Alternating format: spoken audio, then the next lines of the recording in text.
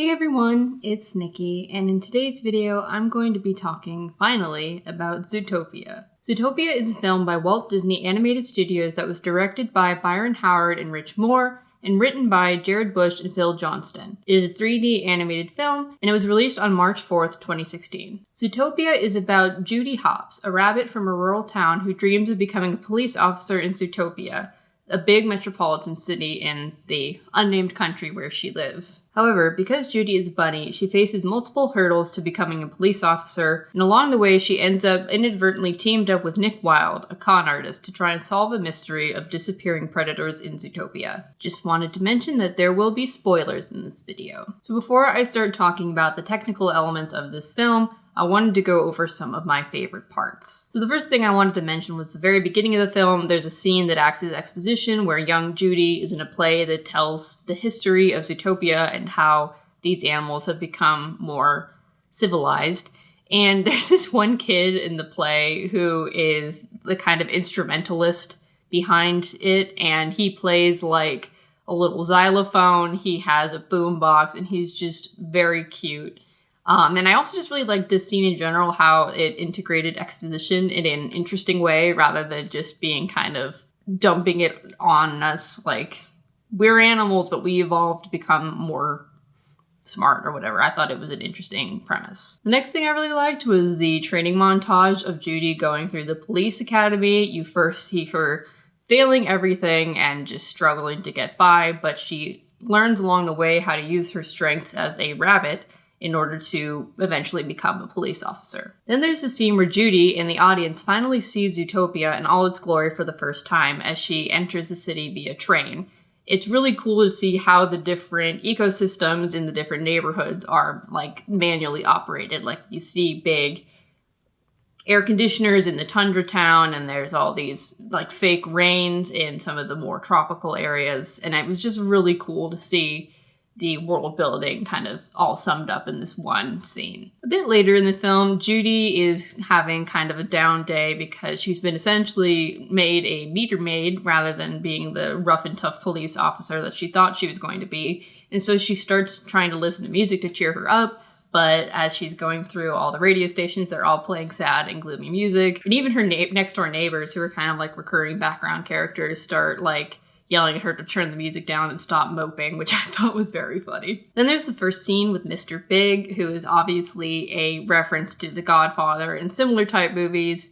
What an icon. I just love his design and his voice and just his mannerisms. He's so funny and I love him. Then there's the scene where Manchas, the cab driver, goes savage and attacks Judy and Nick. It was a really tense and dramatic scene, and it was just really creepy to see this guy who was so paranoid kind of become what he's been afraid of. Another part of the scene involving Manchas that I really liked was Nick standing up for Judy when Bogo tries to reprimand her, and he's like, hey, you gave her 48 hours, that 48 hours isn't up, and she's done more than any of you bozos have in however long this problem has been going on. So I really liked that scene in their relationship. Then there's this detail which I didn't know when I was watching it, but I read about it afterward. The scene where Nick and Judy are trying to infiltrate the lab. Nick is doing kind of some signals to Judy, and Judy's not understanding. He was actually speaking in like real American Sign Language, which just makes that scene even better, that he's like actually trying to communicate and she has no idea what he's trying to say. And then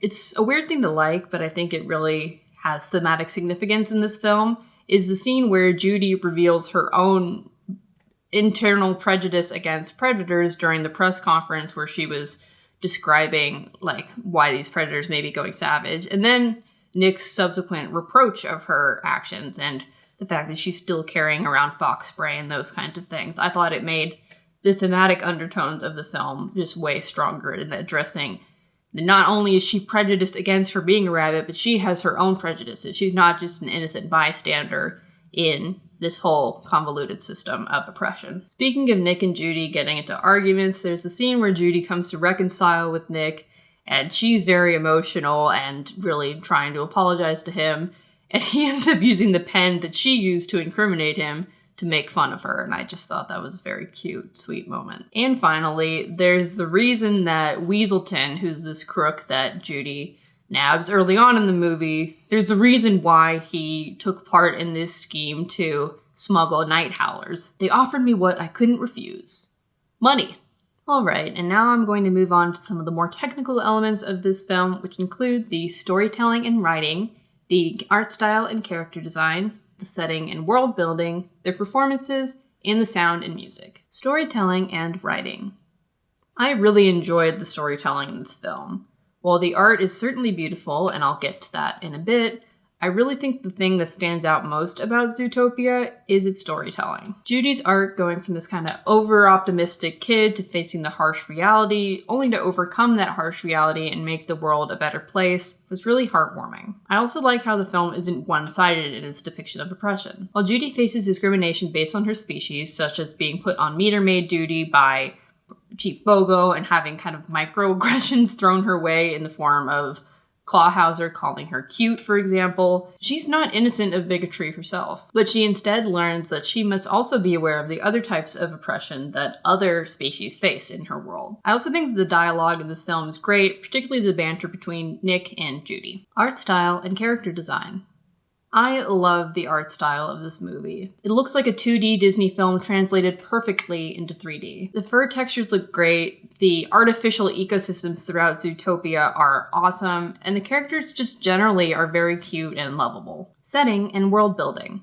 I love the world building in Zootopia. I love how the film illustrates how different types of species are accommodated in a metropolitan setting, from the hamster tubes for smaller creatures to the different ecosystems and building sizes for different types of animals. I also like how the only anthropomorphic animals are mammals, which is able to answer many a pedant's question, what do they eat? As the creators have talked about on Twitter, it's simple. They eat birds, reptiles, fish, and invertebrates, because they're not sentient in this universe. It was a little weird to have domesticated animals like Bellwether, who is a domestic sheep, in a universe without humans, though. They could have easily replaced all of the domesticated versions of animals with their wild counterparts. But maybe those wild counterparts wouldn't be as recognizable to kids. For instance, the difference between a pig and a boar, or a bighorn sheep and like a domestic sheep. I don't know. Performances.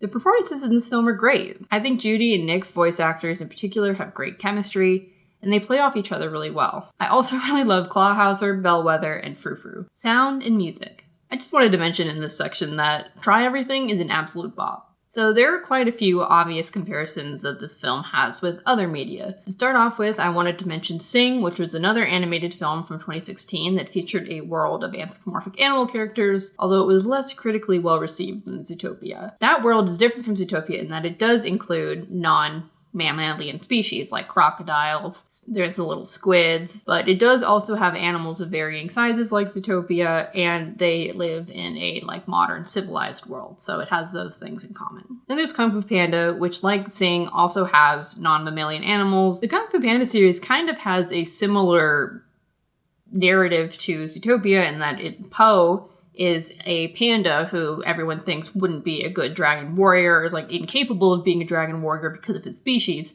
similar to how people don't think Judy can be a good police officer because of her species. But they both learn how to use the advantages of their respective species in order to excel at their respective fields. And finally, there's Beastars, which was the first video in this series that I made, where I also talked about the comparisons between Beastars and Zootopia. And like Zootopia, Beastars is focused a lot on the discrimination between predators and prey animals, or carnivores and herbivores. And I think that though they have those themes in common, like I mentioned in the Beastars video, they're thematically very different.